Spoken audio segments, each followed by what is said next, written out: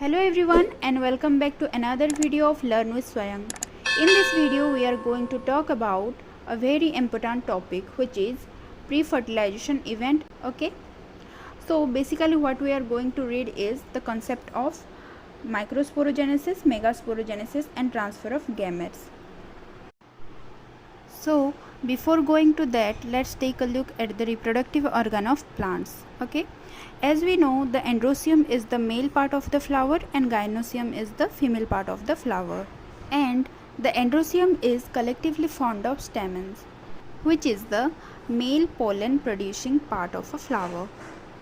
Okay, and the gynoecium is formed of pistil, which is the female reproductive part of a flower which produce ovule. So students, अगर हम स्टेमन के structure की बात करें तो यहाँ पर एक बाइलोब स्ट्रक्चर होता है जिसे कि एंथर कहा जाता है, और इसके हर लोब के अंदर दो थीका प्रेजेंट होते हैं.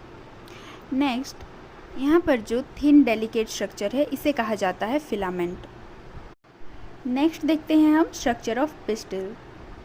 पिस्टिल के अंदर तीन पार्ट्स होते हैं जो कि है स्टिग्मा, और यहाँ पर एक ट्यूब लाइक स्ट्रक्चर होता है जिसे कहा जाता है style, and this is the lower portion which is called ovary.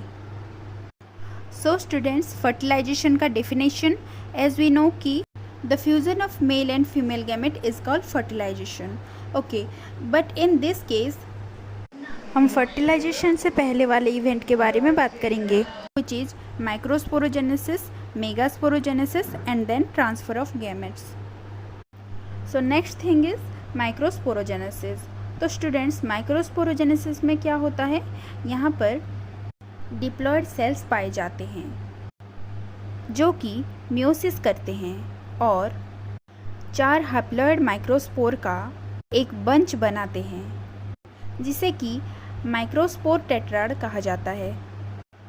और इन माइक्रोस्पोर को पोलन ग्रेन बनने के लिए अपने अंदर कुछ मॉडिफिकेशन करने पड़ते हैं, जिसे पहले ये माइक्रोस्पोर माइटोसिस करते हैं और 2 अनइक्वल शेप्स के सेल्स बनाते हैं. बड़े सेल्स को वेजिटेटिव सेल्स कहा जाता है और जो छोटे सेल्स होते हैं उन्हें जेनरेटिव सेल्स कहा जाता है.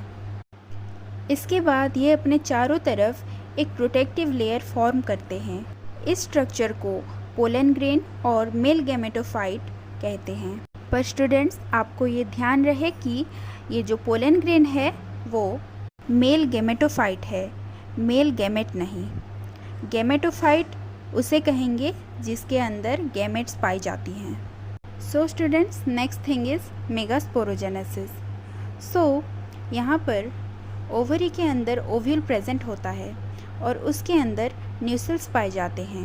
ओवरीज के माइक्रोपाइलर एंड के पास न्यूसेल्स का एक सेल डिफरेंशिएट करता है और मेगास्पोर मदर सेल बनाता है जो कि एक डिप्लॉयड सेल होता है.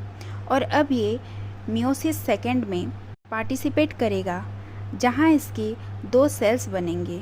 उसके बाद ये टेट्राड यानी कि 4 हैप्लॉयड स्पोर बनाएगा, जिसके बाद एक फ्लावरिंग प्लांट में 3 मेगास्पोर डीजेनरेट हो जाते हैं और केवल एक ही मेगास्पोर यहाँ पर डेवलप करता है और फीमेल गैमेटोसाइट्स और एम्ब्रियोसेक बनता है. So this is called as megasporogenesis. Next बात करते हैं हम ट्रांसफ़र ऑफ गैमेट्स की. So, in seed plants, pollen grains are the carrier of male gametes and ovule have the egg. Pollen grain produced in anther therefore have to be transferred to the stigma before it can lead to fertilization.